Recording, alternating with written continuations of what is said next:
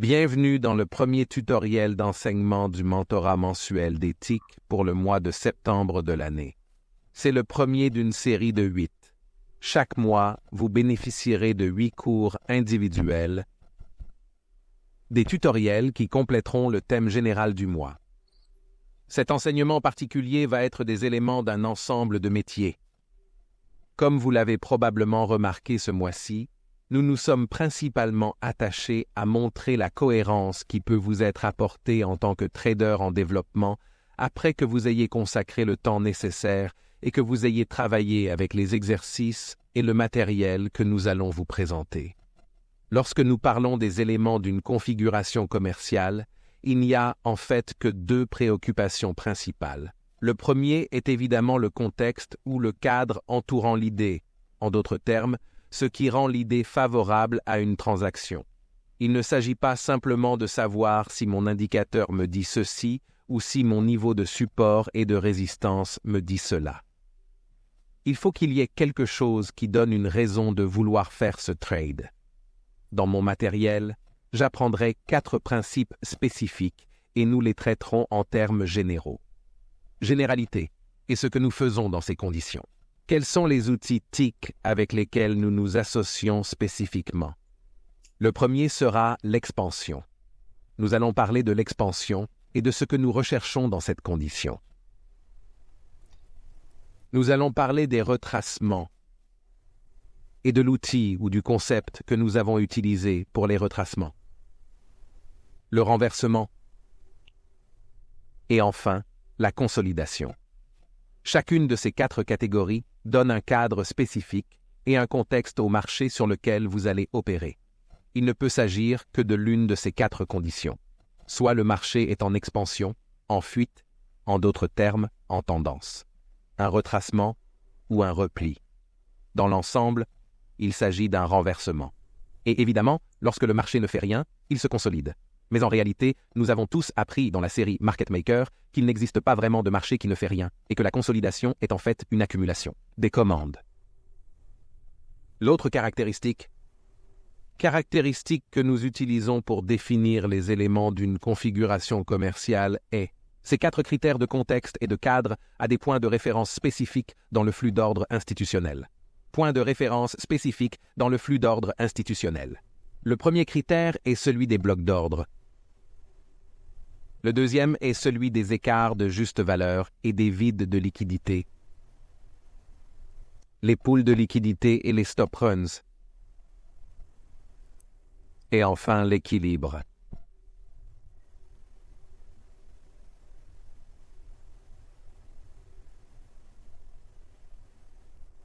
La compréhension de ces 2 caractéristiques permet de mieux comprendre le paradigme de l'efficience du marché. Vous permettra de mieux comprendre le paradigme de l'efficience du marché, comment l'argent intelligent interprète les prix et comment il influence la population en général ou les spéculateurs sur l'argent informé.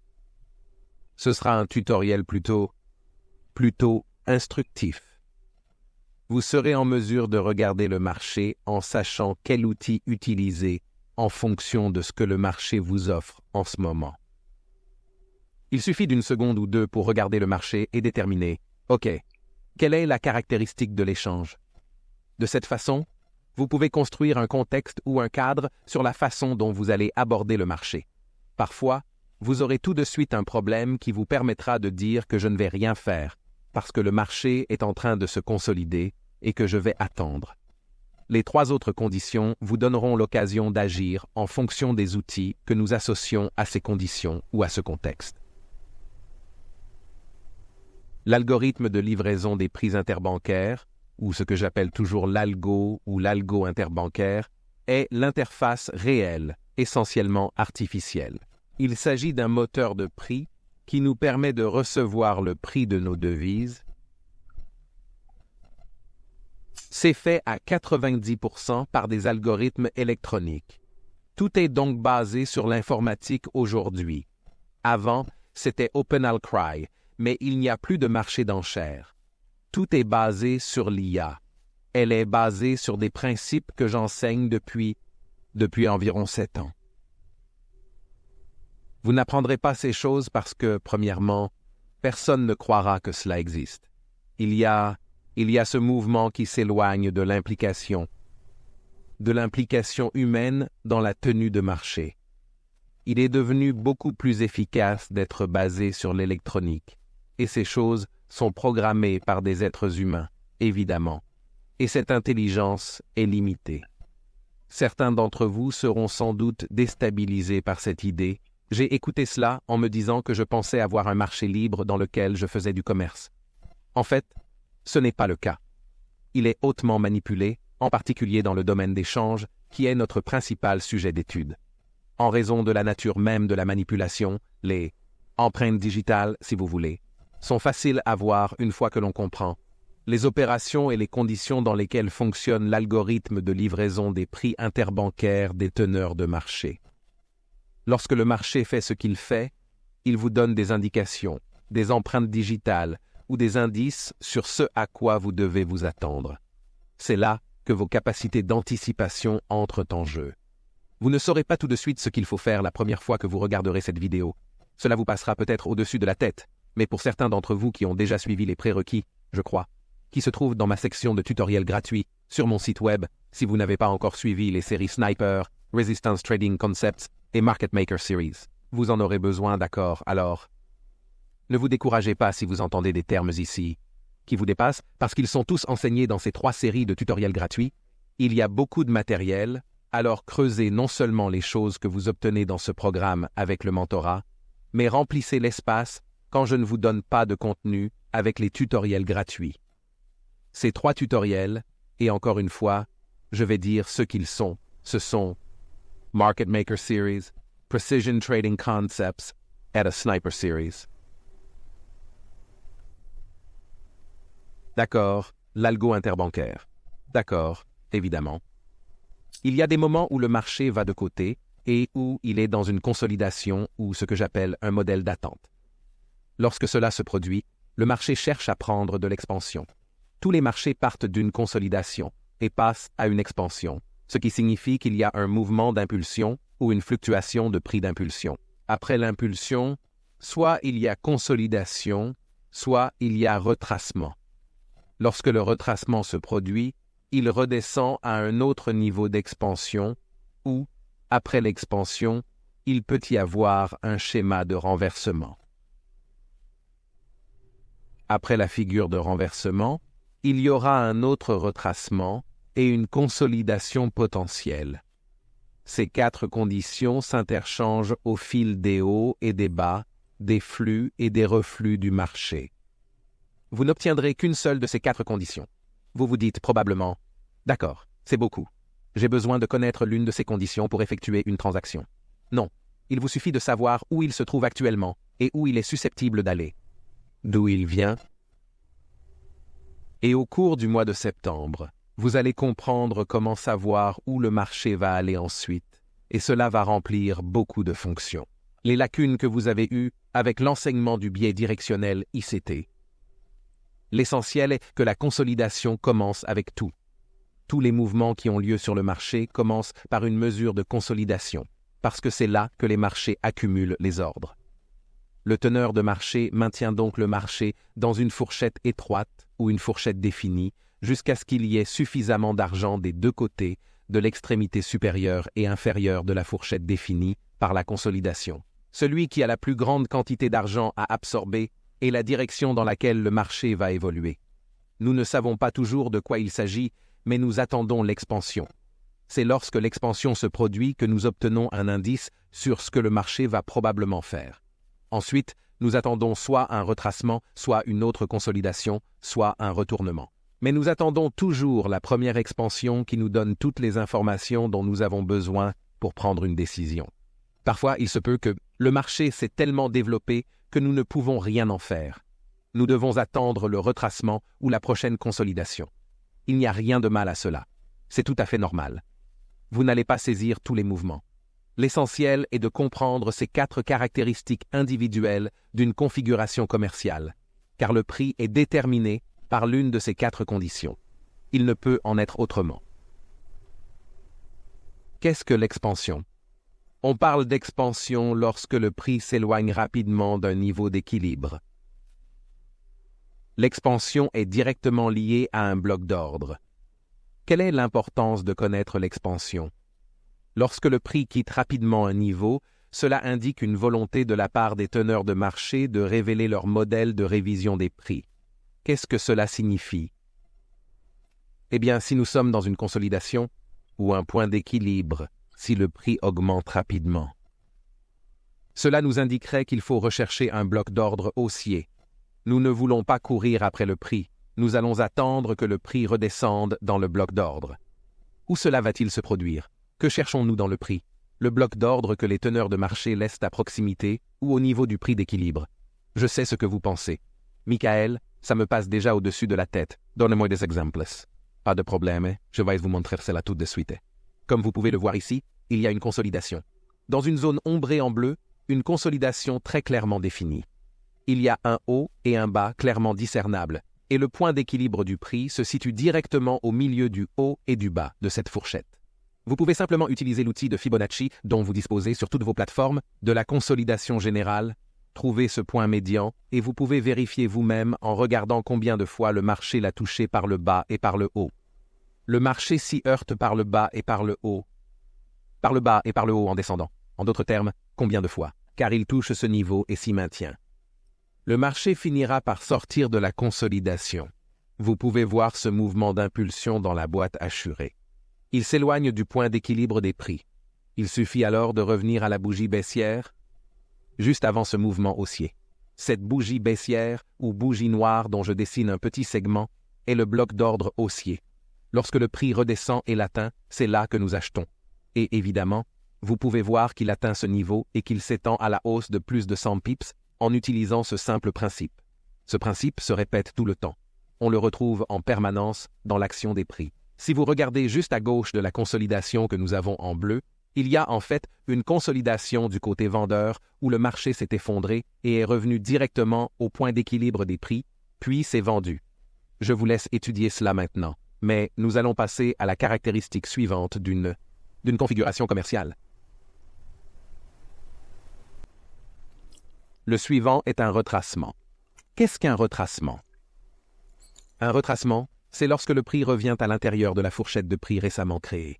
Il y a quelques années, je crois que c'était dans l'année de l'année, j'ai fait un webinaire intitulé Trading Inside the Range. Et beaucoup de gens qui me suivaient, sur l'un des forums les plus populaires d'Internet, ils sont tombés des nues lorsqu'ils ont appris ce principe simple, qui consiste à comprendre comment on peut trader à l'intérieur d'une fourchette sans qu'il soit nécessaire qu'elle sorte, sans qu'il soit nécessaire qu'elle soit en train de suivre une tendance. Vous pouvez définir la fourchette par un haut et un bas, et trader à l'intérieur de cette fourchette. C'est à partir de là que j'ai amené de nombreux participants à ce forum à comprendre ce qu'est un bloc d'ordre. Le bloc d'ordre a été introduit dans le tutoriel Sniper Series sur mon site web, mais avant cela, je ne faisais que donner des indications et des indices sur ce qu'était un bloc d'ordre sans vraiment y faire référence ou l'expliciter pour tout le monde. Quelle est l'importance du retracement? Lorsque le prix revient à l'intérieur d'une fourchette de prix récente, cela indique une volonté de la part des teneurs de marché de fixer un nouveau prix à des niveaux qui ne sont pas négociés de manière à leur juste valeur. Lorsque nous pensons à un retracement, nous recherchons des écarts de liquidité et des vides de liquidité. Nous recherchons les prix. Lorsque nous observons des hausses et des baisses rapides des cours, en d'autres termes, des reprises rapides des cours, la fourchette créée veut souvent revenir et se refermer. Et je vais vous donner un exemple de ce à quoi cela ressemble maintenant. Voici un exemple de retracement. Comme vous le voyez ici, la zone ombrée en orange, nous avons eu un mouvement soudain et très rapide qui nous a éloignés d'un niveau de prix. Et ce mouvement rapide et soudain crée ce que nous appelons un vide de liquidité. En d'autres termes, lorsque le marché baisse de manière aussi agressive, il y aura des poches où le prix n'a pas été respecté à tous les niveaux de prix disponibles dans cette fourchette. Le mouvement a été trop rapide.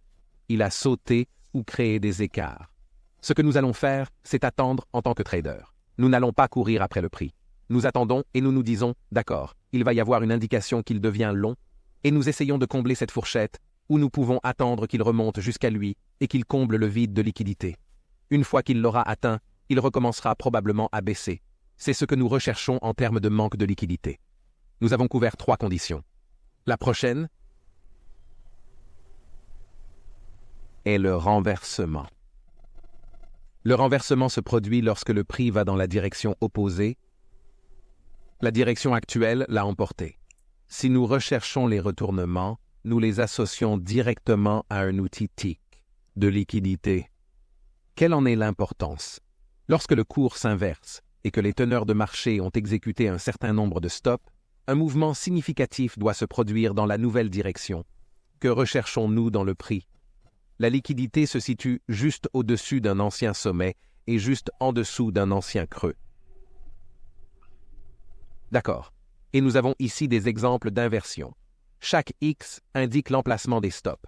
Le marché passe juste au-dessus de ces niveaux, puis rejette le marché et repart dans l'autre sens. Ou bien, il passe juste en dessous de ces niveaux où il y a un X, il les rejette et va dans l'autre sens.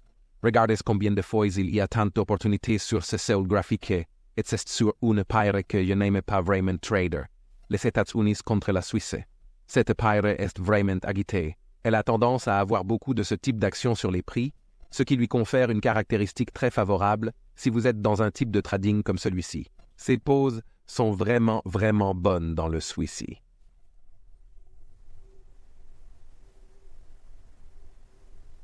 Enfin, nous avons la consolidation. Consolidation. Et chaque fois que nous parlons de consolidation, nous faisons directement le lien avec l'outil TIC de l'équilibre. Qu'est-ce que la consolidation?